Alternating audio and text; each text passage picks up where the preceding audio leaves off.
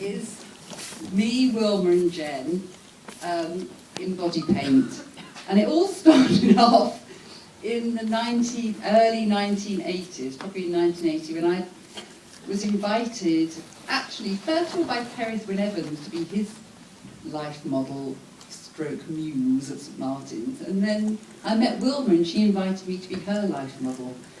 And actually, she said, oh, I want to paint you, but what we ended up doing in her studio was her literally painting me. So rather than painting a picture of me, she painted my body. I'd just like to say that was actually Christine's idea. I was like, so what are we going to do now? Am I going to do life drawing, because that's kind of boring and what they make you do all the time?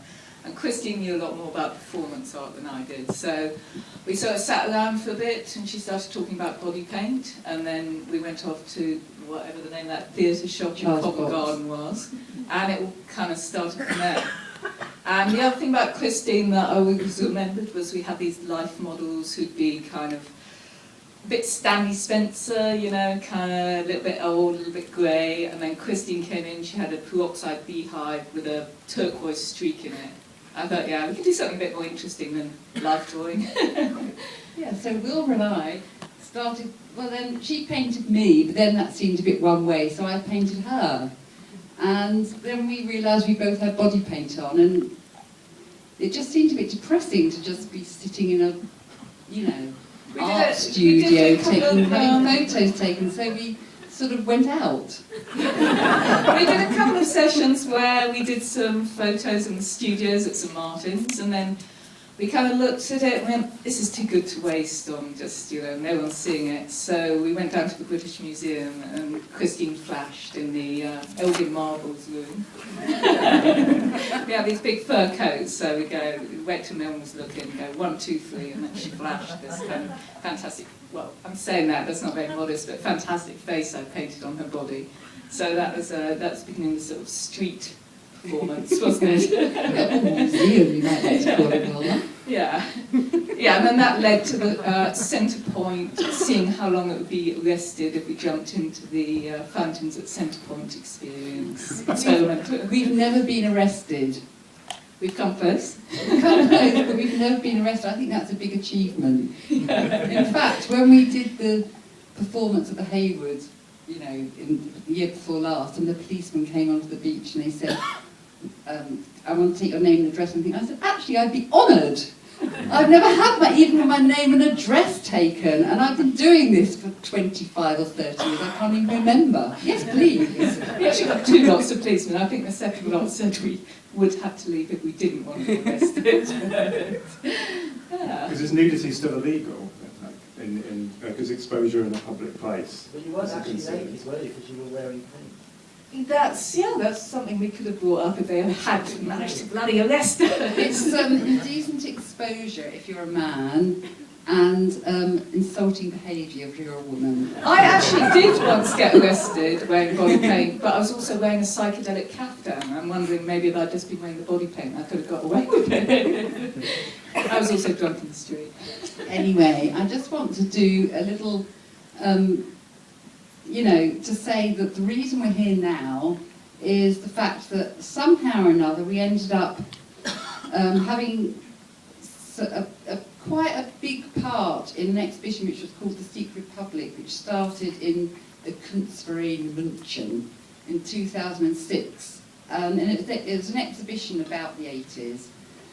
And we were asked to be part of it, so I had to unearth all the Neo Naturist photos and films and stuff. And then it came to the ICA after that. And from that time on, people kept saying, oh, you must do the Neo Naturist archive. And first of all, I had to work out what doing the archive was, and then I realised it meant cataloguing it. So since then, every winter, I've been sitting there finding little tiny mini cuttings and phoning people up and trying to work out who's in the photos and cataloguing all the Neo Naturist stuff. But it's all part of that process that started in 2006, that somehow we met William Fowler, and the Neo Naturist films have gone into the BFI archive, and we're here now. And so that's really good, I think. What happened with this particular film was Christine rang up, and by this time I was a surfer in Biarritz and had almost kind of forgotten that Neo Naturist stuff. She said, do you think you've got anything you can contribute? So I went into the attic and I found this kind of tangled bag of films, and then, okay, let's give that to the BFI. And I don't know, there was probably some of my baby films or something in there. We had no idea what was on them, and there were some completely black ones. So really, thanks a lot to the BFI for restoring it and sticking it back together.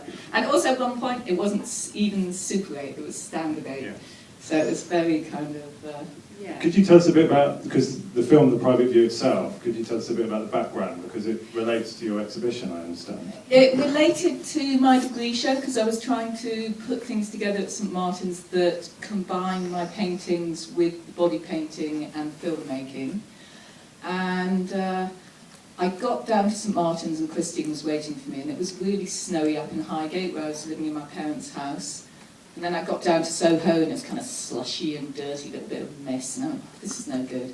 So we called up Jen, we met at Warren Street, by the Warren Street squat, and between Warren Street and Highgate we came up with a whole kind of idea for the film. I went back and took it at my parents' garden, in the snow, like last snow, Highgate, and it was kind of about me bringing together all the different parts of my work, but it's also, as you'll see, it's kind of an attack and a bit of a piss take of the pretentiousness of the art world and of the private view world particularly. So we were kind of taking the piss of that a bit and kind of rebelling against everything. And something else I'd like to say is that we used to talk about Yves Klein and Yves Klein's body prints, and we just thought it was really unfair that Yves Klein was famous but the models weren't.